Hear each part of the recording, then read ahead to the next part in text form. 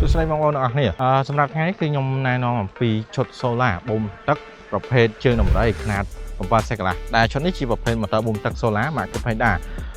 យើងធ្វើការដំឡើងបូមពីទឹកស្រះដែលគាត់ធ្វើជាប្រភេទស្រះហើយបានបូមយកទៅស្រោច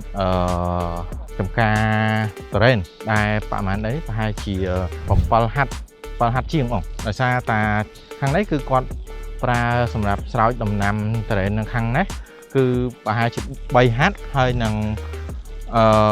តរ៉េននៅខាងនោះចំហៀងខាងឆ្វេងដៃខ្ញុំនេះមានប្រហែលជា4ហាត់ទៀត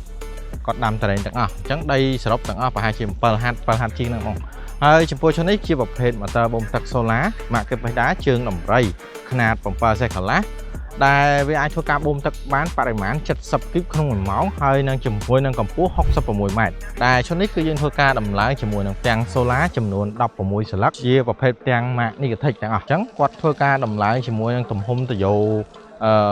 កៅហើយគាត់បរិចចូលទំហំទយោ100ហើយរុញទៅស្រោចស្រពនៅចំការតរ៉េនខាងនោះផងហើយនឹងខាងនោះផងដោយក្នុងមួយដើមតរ៉េនគឺគាត់ប្រើប្រាស់ជាមួយនឹងក្បាលវិលចំនួន3ដោយសារផ្នែកខាងនេះគឺគាត់ទៅចាប់ផ្ដើមដាំហើយនឹងខាងនោះមួយដើមគាត់ប្រើចំនួន2អញ្ចឹងយើងអាចមើលពីបរិមាណវិលក្បាលមួយអញ្ចឹងវាអាចសាច់ដល់ទំហំប៉ុណ្ណាអញ្ចឹងខ្ញុំឈរពីត្រឹមនេះមកចន្លោះប្រហែលជា3ម៉ែត្រជាង3ម៉ែត្រជិត4ម៉ែត្រហ្នឹងអញ្ចឹងដល់ពេលដែលអត់ថ្ងៃ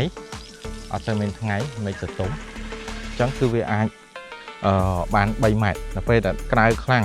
វាអាចបានចម្ងាយរហូតទៅដល់4ម៉ែត្រក្នុងក្បាលវិលអញ្ចឹងការស្រោចស្រពនេះគឺគាត់ប្រើចំនួន36ដើមតរ៉េនអញ្ចឹងមួយដើមគឺប្រើប្រាស់ជាមួយនឹងក្បាលវិលចំនួន3អញ្ចឹងសរុបទៅគឺ118ក្បាលវិល